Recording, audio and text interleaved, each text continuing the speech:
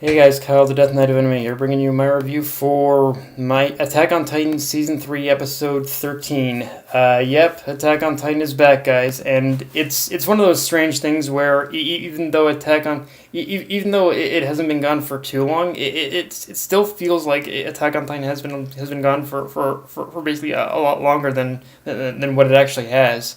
But yeah, either way, it's just good to have it back. Like after watching this episode, I realized how much I actually missed Attack on Titan. So yeah. Um, and to start off with the obvious, let's talk about the new opening. Cause on one hand, I'm thrilled to have Linked Horizon back. But on the other hand, I'm a little more mixed with the opening itself. Well, like in terms of the visuals themselves are amazing and manage to capture the size and scope of what we're in for. But on the other hand, the song really just sounds like a recycled mix of pretty much good and no you Mia. Looking at this new opening, it makes me realize I made a huge mistake. But when I was compared when I compared Sasageo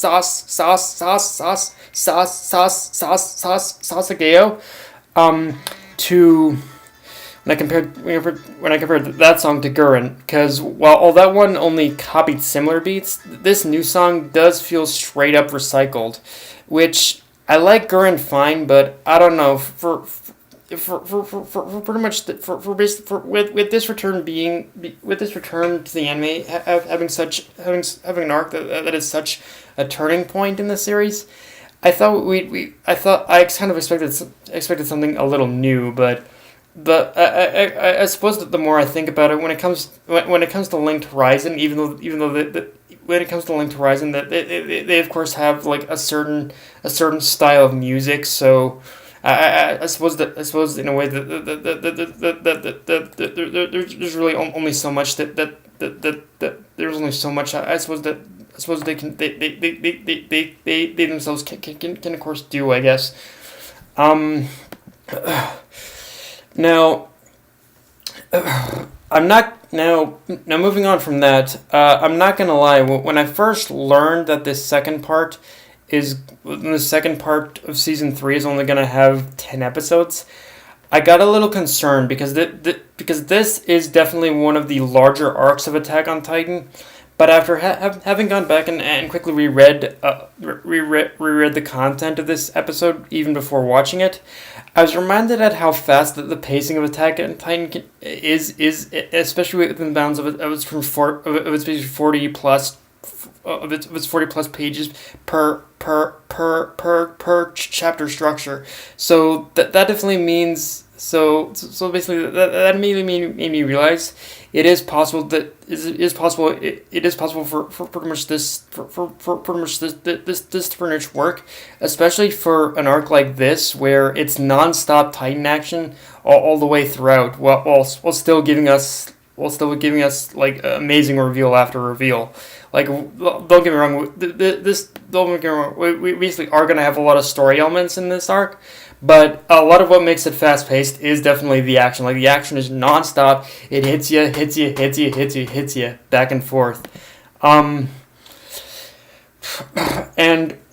another thing that definitely made me feel a little comfortable is that looking back on the last 2 episodes, is they actually did cover like the first 2 chapters of this current arc in the last two episodes of the last core. So already we've basically gotten a little bit of a jump start with this arc in the previous core. So that in itself is kind of good to know.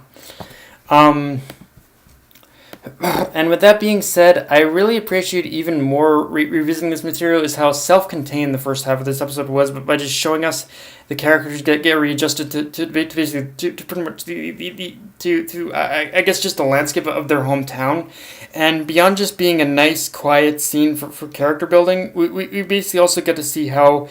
We basically also get to see how the landscape of Shiganshina even worked within the episode of itself, but by showing Armin use pretty much his knowledge of his hometown and everything he's experienced up to this point in order to find Reiner.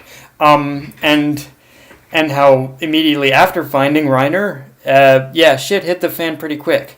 But it also gives us an idea that, but in terms of these things, like intertwining and playing into each other, it gives us a sense of what we should expect from this arc. Like with pretty much like with this arc, like with the way this episode ended, it very much seems like pretty much our heroes in a very bad spot. But at the same time, we also have to remember that they are pretty much in their literal own backyard. Like they pretty much, like Armin, Mikasa, and Eren. They pretty much know the entire layout of basically of she Ganshina. So obviously, yeah. I'm not going to say it's going to give them a perfect advantage, but it is going to give them a slight home field advantage in just knowing the whole layout of this place, for sure. And it's not going to make things as perilous as the last few minutes of the episode seemed. Cause yeah, boy oh boy, did shit really hit the fan at the end of this episode, and everything that could go wrong went wrong. And one thing I really gotta know is how fucking durable is Reiner, cause the dude survived a fucking sword to the neck, chest, a fucking sword to the neck, a sword to the chest, and God knows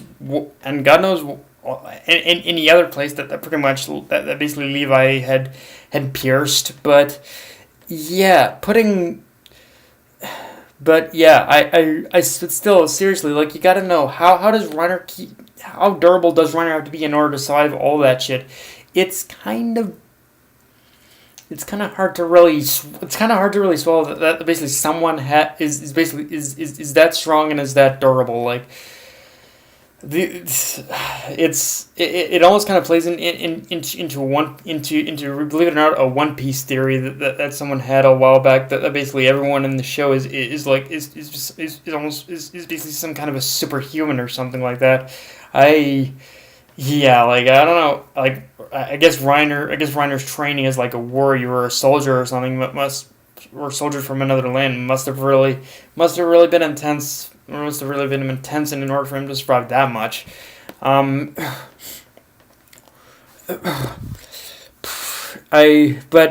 putting that aside, the funny thing about this episode too is that when shit did hit the fan again, when we see the Beast Titan and the Armored Titans, I strangely didn't feel any fear about our heroes going into this battle like half caught. And I think a lot of that has to do with the fact that that their heroes are in their own backyard now. So yeah, but it's weird. Like, even as someone who read the manga and knows what happens, it's like even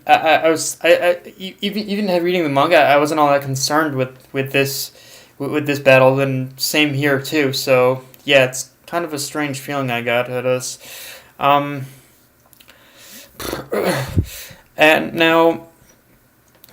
now I suppose now for the most part, like I said, I really liked the episode. It was a great episode. It basically showed.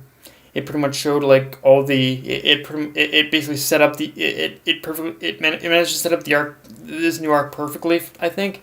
But if I did have one minor issue is that, well, I definitely liked the first half. The first half of this episode. I can also recognize that this episode as a whole, it did take quite a bit of time in order for it to actually get going.